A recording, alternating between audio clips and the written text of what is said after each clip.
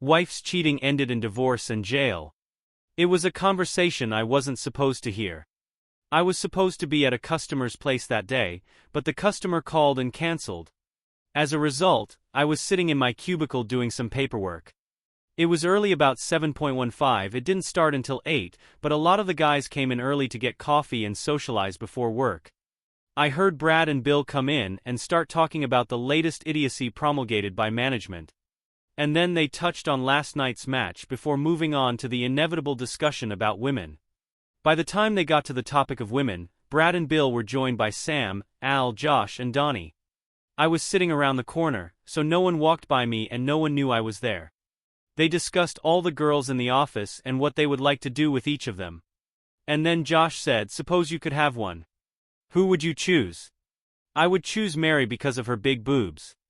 My wife's breasts are so small, she barely needs to wear a bra," Brad said. Ted chose Sally because she had the sexiest ass he had ever seen. "What about you, Sam?"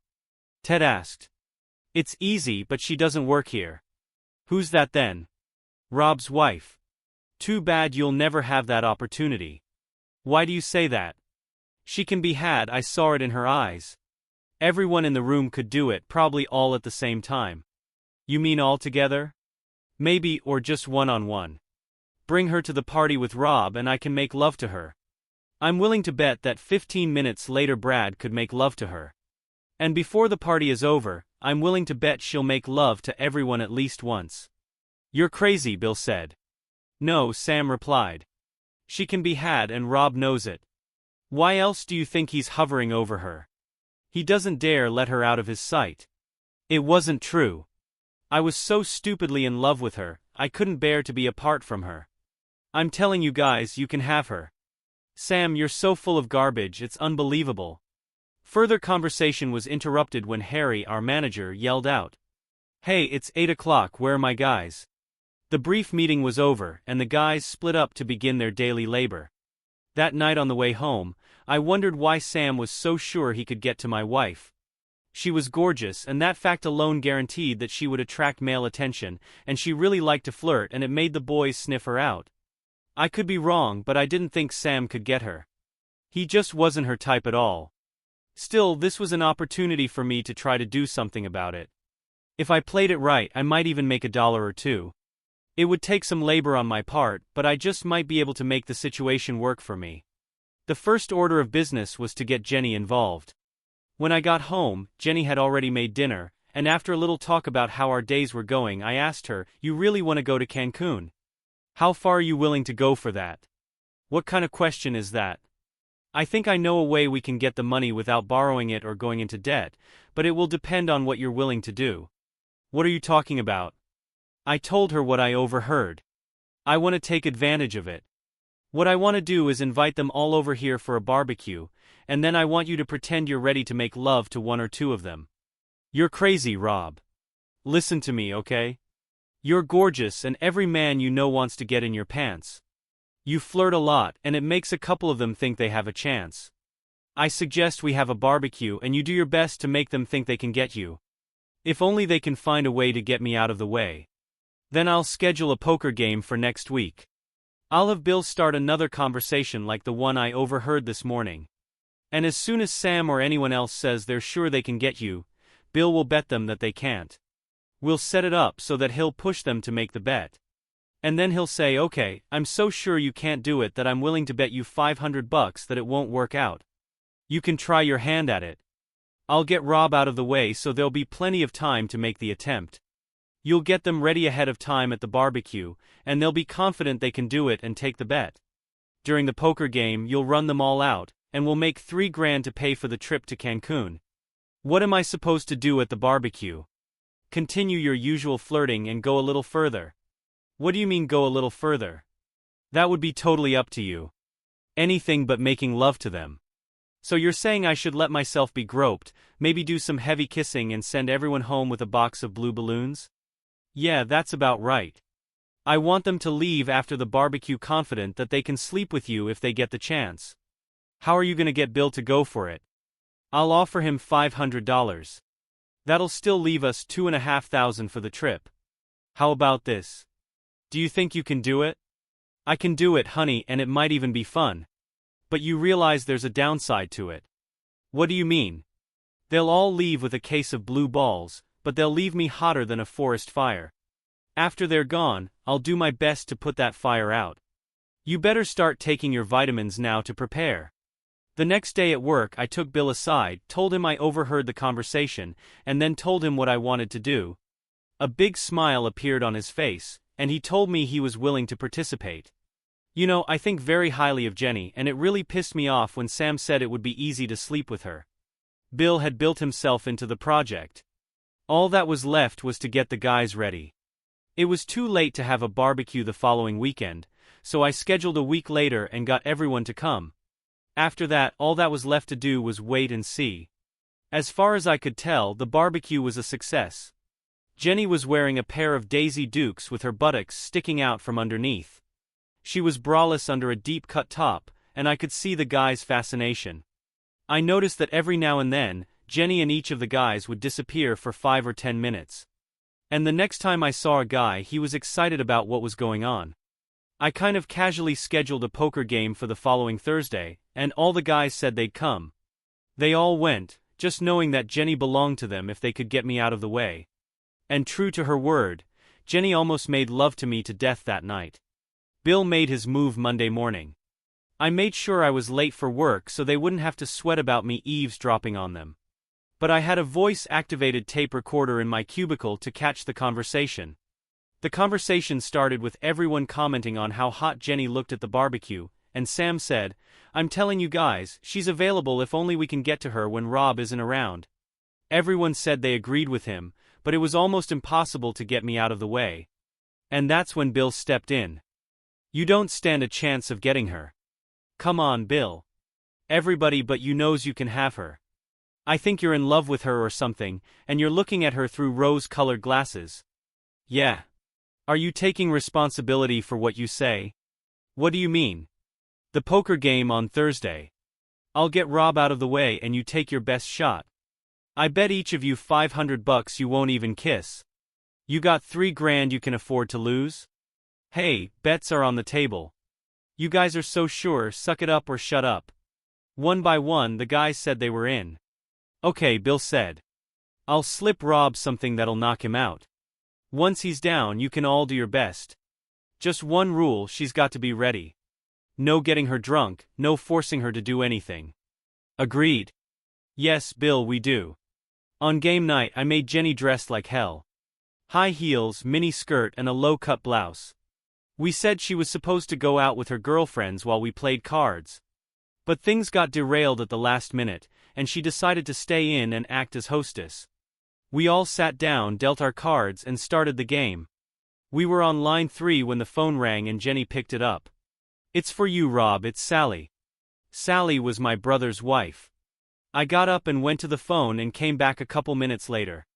My brother had been in an accident and had been taken to the hospital. "I'll have to leave, but there's no reason to end the game." I kissed Jenny, told her I'd call her from the hospital and left. I drove to Murphy's bar, had a beer, and then called home and told Jenny to tell the guys I wouldn't be back until morning. Dan has a concussion and right now he's still out of it. Sally should be home with the kids, so I'll have to stay here until he wakes up. The doctors say it could be a few hours. I'll go from here to work in the morning. I told her I loved her and would call her as soon as he woke up.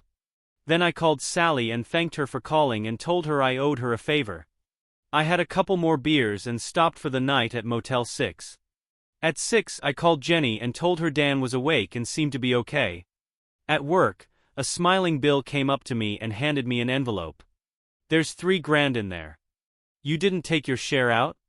"No, Rob, it was good for me. Spend the extra on Jenny when you get to Cancun." "Did everything go okay after I left?" "I'm sorry your brother got hurt, but it made things easier for us. If we'd used that drug, you'd have been in the house longer and it would have delayed them a bit. But with you gone, they thought they were free. The guys leaving your house last night were a little disappointed. Jenny led them until they were sure they were going to make her pull the train, and then she ran them off. God, it was great to see Sam walk away with her tail between her legs." Around 10, I told my boss I wasn't feeling well and went home. Jenny would be at work until 5 and wouldn't be back until 5:45. I went down to the basement workshop, opened the toolbox, and pulled out 5 voice-activated tape recorders I had stashed in the house in front of the barbecue. I rewound the first one and pressed the replay button. I heard heavy breathing and what could have been a kiss. And then Brad said, "God, you're so hot. Do we have time for quick sex?" "I'm afraid not," Jenny replied. "Maybe at the poker game."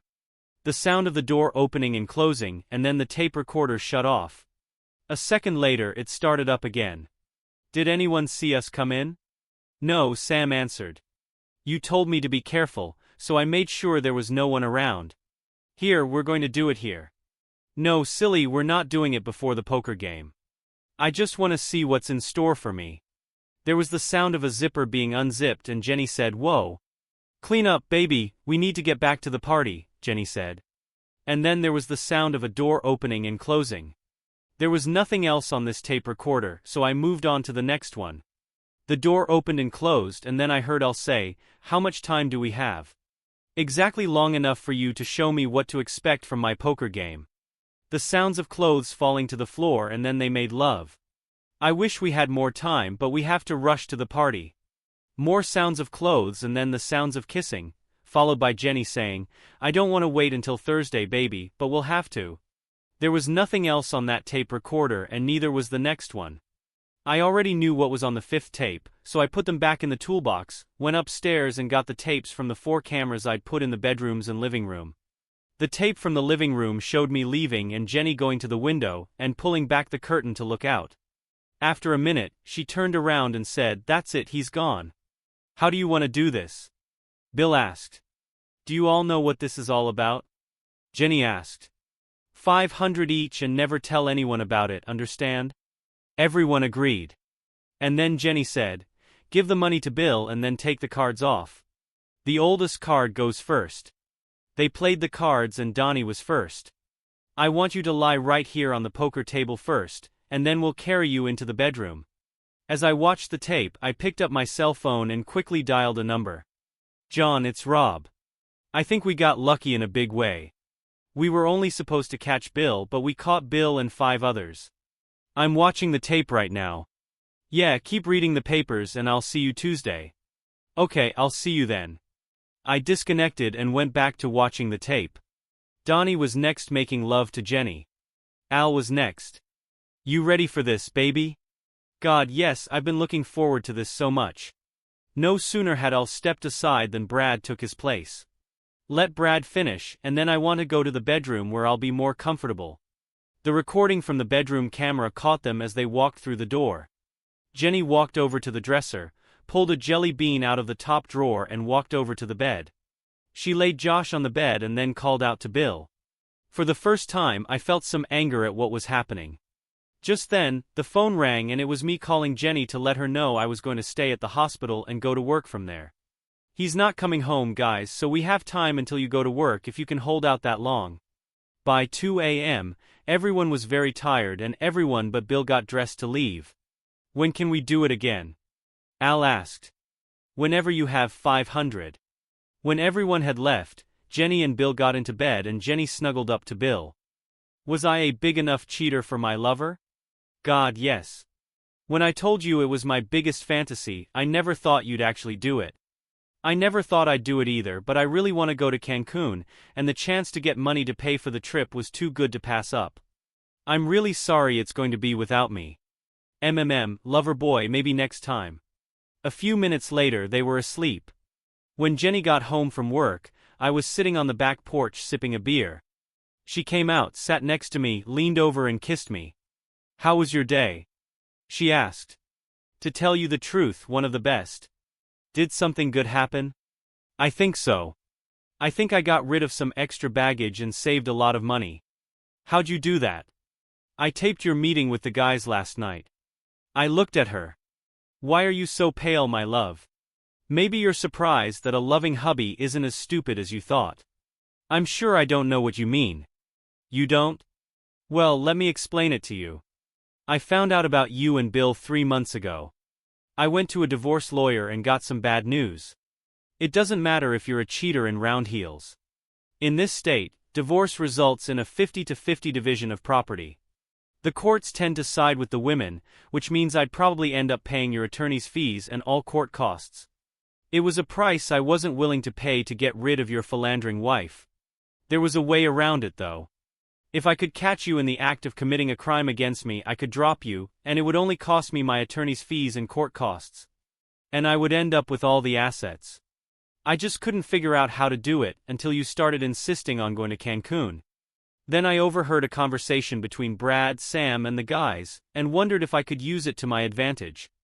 I gave you a song and dance about betting with the guys, and you and your lover took the ball and ran with it. I've been taping all your phone calls for 3 months now, trying to catch you doing anything I could use against you. And I know all about how you and Bill wanted to make love to the guys at work. I had 4 voice recorders hidden in the house during the barbecue, and I have a tape of the whole last night. But those tapes, as good as they are not the kind that will send you to jail. The tape recorder I had on my phone line will do that. Don't go, I'll be right back.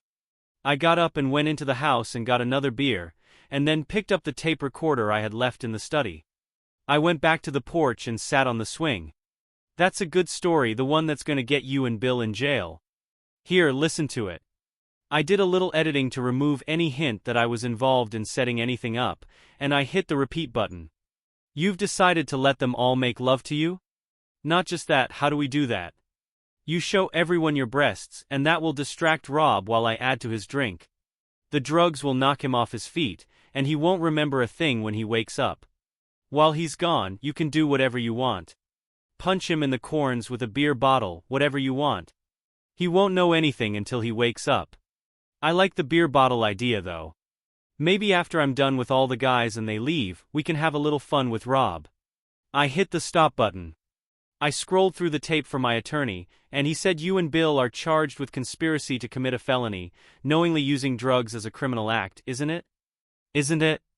Well, now you know it is. Why are you so quiet, Jenny? You haven't said a word. Still stunned to find out the old dumb nuts aren't as stupid as you thought? Doesn't matter, I'm not gonna listen to you anyway. According to John, my lawyer, this tape alone is enough to send you and Bill to jail, but you and Bill did even better last night. I had 4 cameras hidden in the house that recorded everything you did. I have video of you talking. You all know the terms of the deal, right? $500 each, give your money to Bill and then cut the cards to see who goes first. And there's a video of each man handing Bill the money. That makes you guilty. The legal terms are extortion and pandering. You're ripe, honey. I was looking at her and she wasn't looking at me. She was looking anywhere but at me. And I was tempted to ask where her contempt for me was coming from all of a sudden, but then I decided I didn't really want to know. Here's the thing. John filed the divorce papers and I asked for everything. House, savings, certificates of deposit, everything but your car. You and I will go to John's office on Tuesday, and you'll sign the divorce papers accepting everything as it is, and agreeing not to contest the divorce. Once that's done, we leave John's office and go our separate ways.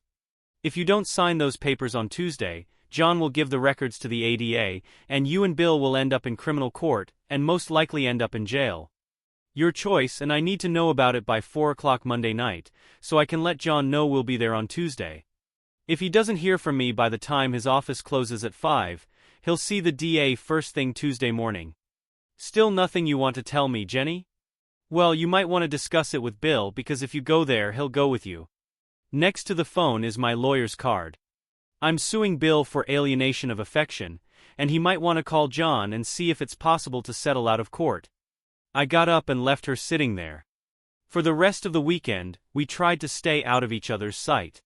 But just before I left for work on Monday, I reminded her of the 4 o'clock deadline. I was in a good mood when I walked into the morning coffee clutch in Brad's office. Hey guys, I said, I've got something you really need to see. Let's go to the conference room, there's a TV and a VCR. The only one not in attendance was Bill. That's cool guys, the most disgusting video I've ever seen. You could hear a fly fart as Donnie, Bill and Jenny filled the screen. It's great, isn't it? Notice how clear it is. The whole tape is as clear as a bell. You can tell who the players are. None of them turned to me until I said, I was so pleased with how well the tape turned out that I made several copies and sent them to each of your wives with a special messenger. I specified delivery by 8 o'clock in the morning, so most should be delivered by now. I called ahead of time to let your wives know what it would be. Al, your wife asked me to send her copy to her father. He's a lawyer, isn't he? And Sam, Debbie asked me to send a copy to her office. She seems to think that because you get home from work before her, it might disappear and she really wants to see it. Any questions? No, I can't believe no one wants to talk about this. Jenny couldn't talk to me either. I'm not going to talk to you, asshole. I'm just going to kick your ass, Donnie muttered. Go ahead, Donnie, but no one thing. In the mood I'm in right now, you're going to have to kill me to keep me from killing you, and that's my promise. Anybody else have anything to say? No. Alright guys, it's 8 o'clock. Time to get started. Bill never showed up for work that day, and all day I got nothing but angry looks from everyone else. At 3:30, Harry called me into his office and asked me what was going on, and I told him the whole story. Would you be able to work with them? I won't have a problem with them because I got even with them. The question is, can they work with me? I won't tolerate dissension in the office if it interferes with my work. Tell that to them, Harry, not to me. But I'll tell you this, if you decide to fire me because of what they did and my reaction to it, you'd better make sure my severance package is very good, or you'll find I have a good lawyer. Are you threatening me, Rob? No, I'm just saying that if you fire me and not them, I'll sue. I'll do my job the same way I always have, and you haven't had any complaints about my work in over a decade. You fired me because those assholes won't work with me, and that's the same as taking their side, and I won't stand for it. At 3:50, Jenny called. Bill says we have to fight. He says you don't have a good enough reason to stand your ground. Okay, Jenny, remember, it was your choice. I hung up the phone and called John and let him know Jenny's decision, and he says he's dribbling the ball. Bill came to work the next day and tried to avoid me. At 2 o'clock in the afternoon, I got a call from Jenny. What's going on, Rob? I've just been served with divorce papers and a restraining order. I can't come near you or enter our house. So? It's my house too, Rob. Talk to Judge Jenny. According to the records in my attorney's possession, you intended to do me bodily harm, and I told my attorney I don't want you anywhere near me. I need clothes and things, Rob. Let me know when you want to come over. If it fits into my schedule, I'll arrange to have a sheriff's deputy there, and I'll let you pick up personal items, but only personal items, understand? Why are you being like this? Why are you doing this to me? It's called getting even with Jenny. It's partial payback for what you and Bill did to me behind my back. The next day at 10:24, 2 sheriff's deputies showed up at the office and took Bill into custody. When they took him out in handcuffs, his face was pale. I called John to let him know, and he told me that things don't usually happen this quickly. But he told the judge that since Bill worked at the same place I did, he feared for my safety, and that must have taken things up a notch. At 4 o'clock in the afternoon, I got a call from Judy, Jenny's sister. I just got a call from Jenny, she's in jail. What's going on, Rob, and why is she calling me and not you? All I can tell you, Judy, is what I'm hearing. I hope they keep her in there for a couple more years. She called you because she knew I'd hang up on her for cheating on me. Cheating, my God, I warned her, but she wouldn't listen. You knew? Everyone knew, everyone but you. Thank you for letting me know. What do you expect, Rob? She's my sister. Take care of yourself, Judy, and I hung up the phone. The next day, I had just gotten back from lunch when I got a call from Jason Milner. I'm your wife's court-appointed attorney. She just had a bail hearing and bail was set at $35,000. She needs $3,500 for a bail bondsman, and he wants you to put up your house as collateral. Considering the circumstances that landed her in jail, Mr. Milner, I'd say you have a better chance of winning the lottery than ever. The house is half hers, sir. That's fine, she can put up her half. The guarantor won't agree to that. That's what I'm counting on. You won't help her? Not one bit, Mr. Milner. I gave her a chance to walk away from this mess, but she let her boyfriend talk her out of it. Let her rot in jail for all I care. She'd like to see you, I can do that. Seeing her in an orange jumpsuit with a P on the back makes me feel better. What are visiting hours? I was sitting on the other side of the screen when she was admitted. She was in an orange jumpsuit with chains around her ankles and handcuffed. I asked about it later and found out that it didn't matter who you were or what you were wearing, as standard operating procedure was to move all prisoners in handcuffs and ankle chains. They removed her handcuffs but left the leg chains on and brought her over to the seat across from me. She sat down, looked at me and cried, "Get me out of here, Rob. Please get me out." "No way, Jenny. I gave you a choice that would have kept you from this, but you obeyed your lover instead of me. I don't know if he seduced you or if you dragged him into your affair, but the bottom line is that he cost you your marriage. And now he's costing you your freedom. You could have signed the papers John had prepared and walked away, but you let Bill talk you out of it to get Bill to bail you out somehow. When you're found guilty, which John says is inevitable, I'll still get the divorce and everything I asked for, so I'm kind of glad it's happening this way. I like seeing you in chains. Enjoy life, Jenny. You gave up a good marriage for the privilege of being here, so you should at least try to enjoy it." I stood up and walked out of the visiting room when she screamed, "Please, Rob, please don't leave me here." There was a young man standing in the hallway with a briefcase. When he saw me, he walked up to me and introduced himself as Jason Milner. "We need to talk before this mess goes too far." "Go ahead." "I spoke to your wife and Mr. Bolton and they told me this whole thing was your idea, and I'm afraid I'm going to have to tell it in court. Why don't we see if there isn't some way of settling this case without a trial?" "How long have you been doing this, Mr. Milner?" 5 years. "Why? And in all those years you never realize that your clients will say anything they think might help their chances?" "I have audio and video of their conspiracy against me, Mr. Milner. What do they have to back up their claims? I gave them both a chance to keep this civil suit alive and they both chose to ignore it. I'll see you in court, Mr. Milner." Bill rented out his house and put up the deposit. And when Jenny found out he was out and she wasn't going to be out, she was furious. She turned to Bill and told him it was his idea. And in exchange for a plea bargain, she agreed to testify against him. Her testimony, backed up by the tapes, was enough. The trial lasted less than 24 hours, and the jury was out for less than an hour. As part of the plea bargain, Jenny pleaded guilty and was sentenced to 1 year with credit for time served, 4 months, and given probation, and ordered to perform 500 hours of community service for the remainder. Bill pleaded not guilty and fought it all the way through and got 3 years. And I spend most of my days hoping to hear that some huge dude named Bubba bent him in the shower. When he gets out, he's still got my alienation of affection lawsuit waiting for him. John said we could go on even with Bill in jail, but it might end too quickly. The longer I drag out his torment, the happier I'll be.